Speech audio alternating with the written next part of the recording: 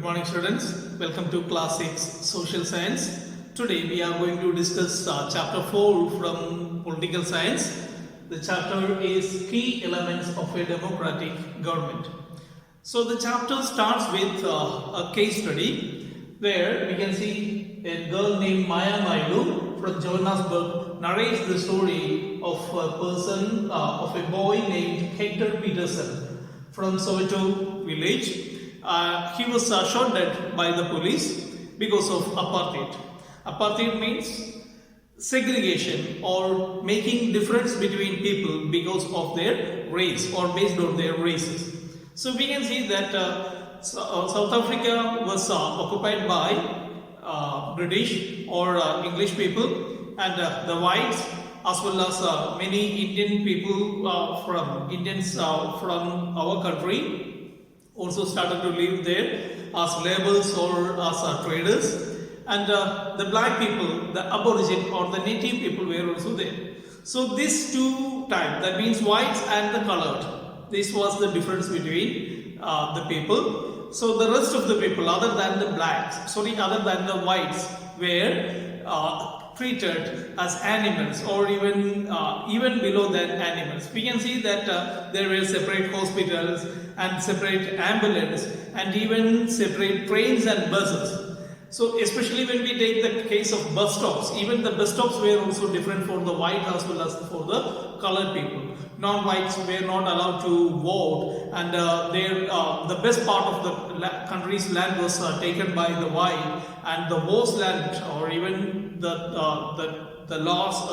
land that cannot be used for any type of agriculture, they were provided to the black people or even the other people.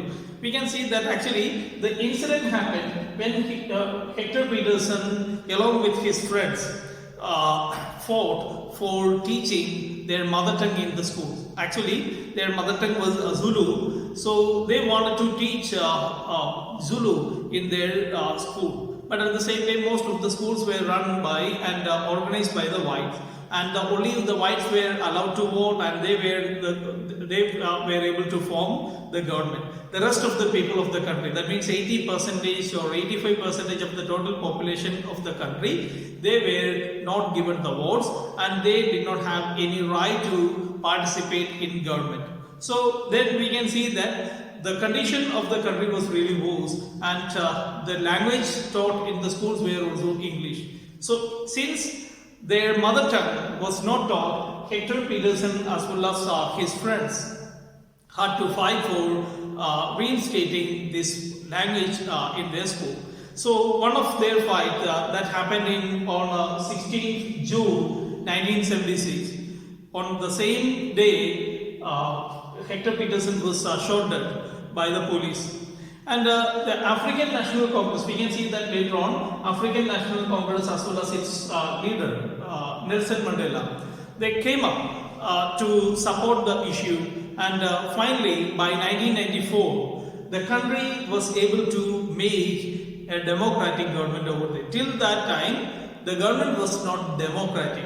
So democracy means people would be ruling for people, and the rules and regulations are made by the people and acted as well as represented by the people. That means we would be voting to certain representatives, and they will go and they will do the work for us, and they govern the country for us. So that means we are considered to be the most powerful people. That means people are considered to be more powerful than any other things in the democracy. But at the same time, we can see that the context that we discussed in Africa was just different.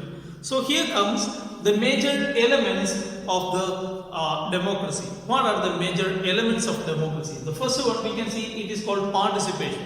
Participation means how can we participate in democracy? First way is through the election. So a particular government would be elected for 5 years. After 5 years, if they want to, if they have to rule or not, that is decided by us, or that is decided by the people. So this process we call as election. Through election we elect our representatives and they rule for us for 5 years. In India we can see that it is for 5 years tenure. And then next one, is taking interest in the government action.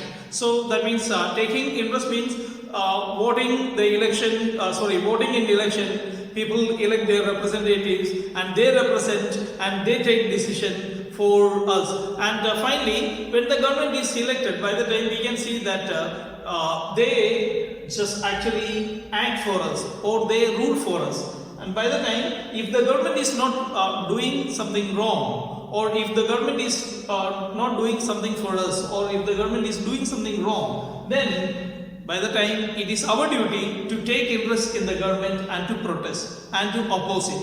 And if some rules and regulations or the laws that is enacted by this government, if it is against the will of us, or if we dislike it, if we don't want it, by the time we can take the part of the protest. So they come as the third element, social movements. So different types of social movements, hartals, or even what you can say that different type of NGO movements, protests or signature collection. So many other methods are there. Nowadays we can see even social media, through social media also we can just show our protest. So by showing protest, we are actually taking the part of the government. We are trying to make the government rectify its mistakes, and finally, by doing so, we are giving them a guideline that this is not the exact thing we want, or this is not the exact thing we expect from the government. So this is what we call as participation. And the next part is conflicts. So when there is a case of opposition, that means if the government has taken something, or sometimes we can see that there are different cases of opposition or conflicts. So conflicts are the part of these social movements. So when a particular movement happens, by the time the government will try to protest it or to support it. So sometimes the government has to take the decision back because of conflicts. So it is quite natural to have conflicts. There are different types of conflicts, or there are different ways in which the conflicts are usual to happen. When we take the case of conflicts, we can see that usually it happens because of different culture, religion, or even economic background, or sometimes we can see that religious processions or even celebrations that make some conflicts, or sometimes rivers to become a reason for conflict, rivers and dams. For example, if we take the case of Kaveri river, so it is there was a dispute in between Karnataka and Tamil Nadu. So we can see that conflict means actually differentiation, or having a difference between the two ideas. So it can happen, it is quite natural. That is also the part of participating in the government or in democracy. Next one is equality and justice. We can see that earlier there was, even though it was not termed as apartheid in India, we can see that there was a difference between the different types of language, different types of people, especially the case of casteism. So we can see that it was opposed by the people like Ambedkar and so many other people were there. We can see that almost all our freedom fighters, they opposed the same thing, that casteism was opposed. So we can see casteism separated people into two, that haves and have-nots, those who are considered to be higher order and those who are considered lower. So we can see by law, government has abolished all these things, and actually as per the constitution, we can see that all are considered equal. So irrespective of caste, creed, religion, as well as their culture and tradition, where they live, what they speak, what they eat, or what they have, so how they wear a dress or not, it is not the part. So we cannot what you can say that deny one's right in front of the law. So this is what exactly we call as equality. And another thing is justice. In front of justice, that means the law, all are considered equal before the law. This is what we call as equality and justice. Through these three methods, we can see that we participate in democracy. This is the end of the class. Thank you for watching this video. I would like to wish you an amazing day.